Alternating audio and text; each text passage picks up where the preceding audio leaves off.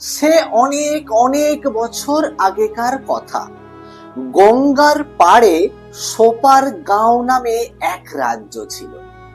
রাজা ছিলেন সোমদত্ত, যার একমাত্র কন্যা ছিলেন শুভ্রা আর পুত্র অরিন্দম।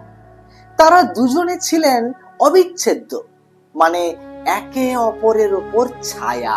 একদিন রাজ্যের শত্রুরা আক্রমণ করে। যুদ্ধে যুদ্ধে রাজপুত্র অরিন্দম নিহত হয়। রাজকন্যা শুভ্রা এই কথা শোনার পর অজ্ঞান হয়ে পড়ে। সেই দিন বিকেলে শুভ্রা রাজপ্রাসাদের শিব মন্দিরে গিয়ে প্রার্থনা করে, হে প্রভু, আমার আমার ভাইয়ের প্রাণ ফিরিয়ে দিন, পরিবর্তে পরিবর্তে আমার আমার প্রাণ নিয়ে নিন, কিন্তু আমার আমার ভাইয়ের প্রাণ ফিরিয়ে দিন। রাতের বেলা অরিন্দমের মৃতদেহের কপালে শুভ্রা একটা ফোঁটা দেয়, চাঁদের মতো সাদা চন্দনের দাগ। অথচ শুভ্রার চোখ জলে ভিজে যায়। আর ঠিক সেই মুহূর্তে বজ্রপাত হয়। আশ্চর্যজনক ভাবে অরিন্দম তখন জেগে ওঠে।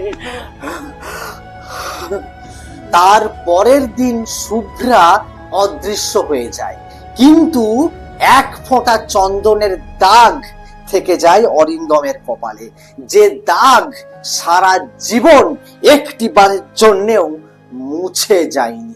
রাজা সোমদত্ত ঘোষণা করলেন, আজ থেকে বোনেরা ভাইয়ের কপালে ফোঁটা দেবে, যাতে মৃত্যুও ভাইয়ের নাগাল না পায়।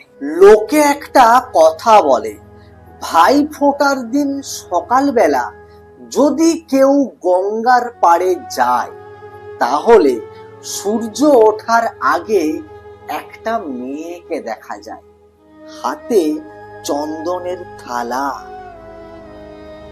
ভাইকে খুঁজছে।